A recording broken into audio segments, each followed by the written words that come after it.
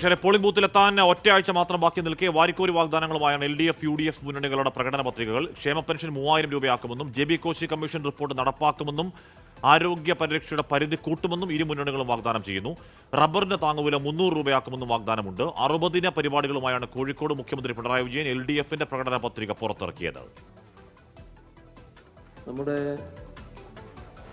സംസ്ഥാനത്ത് എല്ലാ സാമൂഹ്യ സുരക്ഷാ പെൻഷനും 3000 രൂപയായി വർദ്ധിപ്പിക്കും. കിടപ്പ് രോഗികൾക്ക് അവകാശാടിസ്ഥാനത്തിലുള്ള സമ്പൂർണ്ണ പരിചരണ സംവിധാനം നടപ്പാക്കാനാണ് ഉദ്ദേശിക്കുന്നത്. വയോജനങ്ങൾക്ക് ആരോഗ്യ പരിപാലനവും സമൂഹാടിസ്ഥാനത്തിലുള്ള പിന്തുണയും ഉറപ്പാക്കും. ആരോഗ്യകരമായ വാർദ്ധക്യം എന്ന ആശയം യാഥാർത്ഥ്യമാക്കും. കൊച്ചിയിൽ നടന്ന ചടങ്ങിൽ തെലങ്കാന മുഖ്യമന്ത്രി രേവന്ത് റെഡ്ഡിയാണ് UDFന്റെ പ്രകടന പത്രിക പുറത്തിറക്കിയത്. 5 ഇന്ദിരാ ഗ്യാരണ്ടി ഉൾപ്പെടെയുള്ള UDF പ്രകടന പത്രിക പ്രതിപക്ഷ നേതാവ് VD സതീശൻ വിശദീകരിച്ചു. സിൽവർ ലൈൻ നടപ്പാക്കില്ലെന്നും കേരള ബാങ്കും കിഫ്ബിയും പുനഃപരിശോധിക്കുമെന്നും പ്രതിപക്ഷ നേതാവ് പറഞ്ഞു. സ്ത്രീകൾക്ക് KSRTC ബസ്സിൽ സൗജന്യ യാത്ര, കോളേജിൽ പഠിക്കുന്ന പെൺകുട്ടികൾക്ക് 1000 രൂപ പ്രതിമാസ ധനസഹായം. മൂന്നാമത്, യുവാക്കൾക്ക് സംരംഭങ്ങൾ ആരംഭിക്കുന്നതിന് 5 ലക്ഷം രൂപ പലിശരഹിത വായ്പ.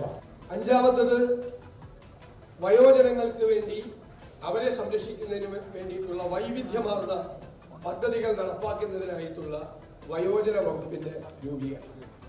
അതുകൂടാതെയുള്ള ഒരു പ്രധാനപ്പെട്ട ഡിക്ലറേഷൻ, ഇപ്പോൾ 2000 രൂപ കൊടുക്കുന്ന സാമൂഹ്യ സുരക്ഷാ പെൻഷൻ 3000 രൂപയായി വർദ്ധിപ്പിക്കുന്നതാണ്. ദീപക് ധർമ്മടം, ലാൽകൃഷ്ണ ഏറ്റവും പുതിയ വിവരങ്ങൾ വെച്ചിരുന്നു. ആദ്യം ദീപക്കിലേക്കാണ്. ദീപക്, ഇവിടെ പോയൊരു പ്രകടന പത്രികയിലെ കുറേയധികം വാഗ്ദാനങ്ങൾ നടപ്പാക്കിയ കോൺഫറൻസിൽ കൂടിയാണ് പുതിയൊരു മാനിഫെസ്റ്റോ LDF പുറത്തിറക്കുന്നത്. അതിൽ ഒരു ടൈറ്റ് ഇലക്ഷൻ മുഖത്ത് ഗെയിം ചേഞ്ചറാകാനിടയുള്ള എന്തൊക്കെ പ്രഖ്യാപനങ്ങളാണ് അതിലുള്ളത്? ദീപക്. ഹാഷ്മി, ഇതിൽ ഏറ്റവും പ്രധാനപ്പെട്ട കാര്യം ജനപ്രിയമായ ഒരുപാട് പദ്ധതികളുടെ പ്രഖ്യാപനമാണ് LDFന്റെ പ്രകടന പത്രികയിലുള്ളത്. കഴിഞ്ഞ 10 വർഷം നടപ്പിലാക്കിയ പ്രോഗ്രസ് റിപ്പോർട്ടിന്റെ തുടർച്ചയായാണ് അത് മുഖ്യമന്ത്രി അവതരിപ്പിച്ചത് എന്നുള്ളതുകൂടി എടുത്തു പറയേണ്ടതുണ്ട്. അതിൽ ഏറ്റവും പ്രധാനപ്പെട്ട കാര്യം ക്ഷേമ പെൻഷൻ. 2 കാര്യം നമ്മൾ ഇന്നലെ പറഞ്ഞതുപോലെയാണ്. ഒന്ന്, വികസനം, ലോകോത്തര നിലവാരത്തിലുള്ള വികസനം നടപ്പാക്കുന്നു. ഒപ്പം തന്നെ ക്ഷേമ പദ്ധതികൾ അതിൻ്റെ വലിയ തോതിൽ നടപ്പിലാക്കുന്നു. അതിൽ ഏറ്റവും പ്രധാനപ്പെട്ട കാര്യം ക്ഷേമ പെൻഷൻ 3000 രൂപയാക്കും എന്നുള്ളതാണ്. കാരണം ഇടതു സർക്കാർ അധികാരത്തിലെത്തുമ്പോൾ 600 രൂപയായിരുന്നു ക്ഷേമ പെൻഷൻ. അത് 2000 എത്തിച്ചു. അത് 3000 രൂപയാക്കുമെന്നാണ് പ്രഖ്യാപിച്ചിരിക്കുന്നത്. മറ്റു കാര്യങ്ങൾ നോക്കുമ്പോൾ സ്ത്രീ സൗഹൃദമായ നിരവധി കാര്യങ്ങൾ, അതിൽ ആർത്തവ അവധി ഉൾപ്പെടെയുള്ള കാര്യങ്ങൾ പ്രഖ്യാപിച്ചിരിക്കുന്നു. കുടുംബശ്രീക്ക് വേണ്ടി പ്രത്യേക പദ്ധതി, അതുപോലെ സ്ത്രീകൾക്ക് വേണ്ടി സൗഹൃദമായ നിരവധി തൊഴിലധിഷ്ഠിത പദ്ധതികൾ. മറ്റൊന്ന്, സംസ്ഥാനത്ത് ദാരിദ്ര്യം ഇല്ലാതാക്കുന്നു, ഒപ്പം തൊഴിലില്ലായ്മ ഇല്ലാതാക്കുന്നു. അതിദാരിദ്ര്യമുക്തിയാണ് കേരളം നേടിയത്.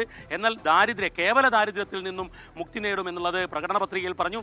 ആ കാര്യം മുഖ്യമന്ത്രി വാർത്താ സമ്മേളനത്തിൽ ഇന്ന് ആവർത്തിച്ചു പറയുകയും ചെയ്തു. 2 കാര്യങ്ങൾക്കാണ് ഇവിടെ ഊന്നൽ നൽകുന്നത്. ഒന്ന്, ദാരിദ്ര്യം തുടച്ചു നീക്കുക, തൊഴിലില്ലായ്മ തുടച്ചു നിൽക്കുക. മറ്റൊരു കാര്യം, ഈ പ്രകടന പത്രികയുടെ ആദ്യ ഇനം തന്നെ ഭാവി കേരളത്തെ രൂപപ്പെടുത്തുന്നതാണ്. കാരണം നേരത്തെ നവകേരള സൃഷ്ടിക്കായി നയരേഖ CPIMന്റെ സമ്മേളനത്തിൽ മുഖ്യമന്ത്രി അവതരിപ്പിച്ചിരുന്നു. ആ ഘട്ടത്തിൽ പറഞ്ഞ വിജ്ഞാനാധിഷ്ഠിത ഘടനയിൽ, സമ്പദ്ഘടനയിലേക്കുള്ള കേരളത്തിൻ്റെ വളർച്ച, ആ വളർച്ചയാണ് പ്രകടന പത്രികയുടെ ഒന്നാം ഘടകമായി വരുന്നത് എന്നുള്ളത് കൂടി നോക്കുമ്പോൾ, ഒന്ന് വികസനം, മറ്റൊന്ന് ക്ഷേമം, ഒപ്പം തന്നെ ഭാവി കേരളം എന്നുള്ളത് കൂടി ഊന്നൽ നൽകിയുള്ള ഒരു പ്രകടന പത്രികയാണ്. അക്ഷരാർത്ഥത്തിൽ ജനപ്രിയമായ നിരവധി പദ്ധതികൾ. അതിൽ യുവാക്കൾ, കുട്ടികൾ, അതുപോലെ വിദ്യാർത്ഥികൾ, സ്ത്രീ സൗഹൃദം, വയോജനങ്ങൾ, ഇങ്ങനെ സമൂഹത്തിൻ്റെ എല്ലാ മേഖലയും സ്പർശിക്കുന്ന ഒരു വികസനോന്മുഖമായ ക്ഷേമ പ്രവർത്തനങ്ങളിൽ ഊന്നിയുള്ള ഭാവി കേരള സൃഷ്ടിക്കായുള്ള പ്രകടന പത്രിക എന്ന് വിലയിരുത്താം. ആഷ്മി.